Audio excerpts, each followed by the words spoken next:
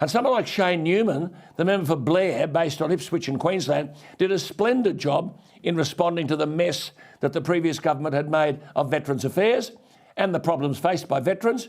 He suddenly doesn't get a Guernsey at all amongst the 45 that have been handed out.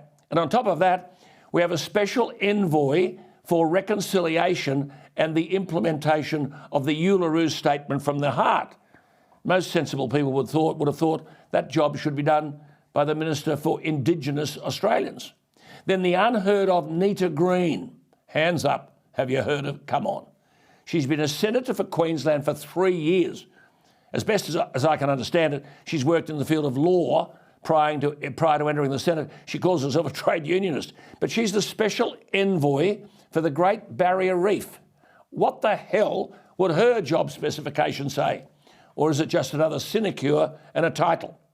Susan Templeman has ability. She's the Labor member for Macquarie, a marginal seat that she's worked very hard to hold. She doesn't make the top 42.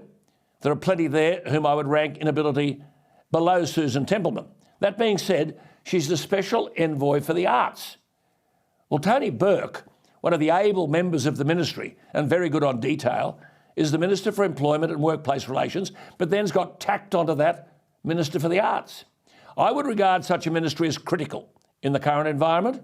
The industry was abandoned during the pandemic. Thousands and thousands of people were thrown onto the scrap heap. I was only talking to one such person last night, brilliant and gifted, who simply said to me, I'd do anything to put food on the table.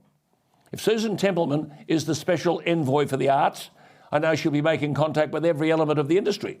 But whether that gets our singers, our musicians, our orchestras and our major theatrical productions up and running is another thing.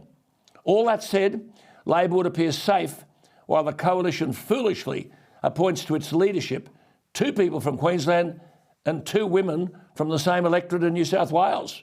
The rest of Australia seems a fertile ground for Labor.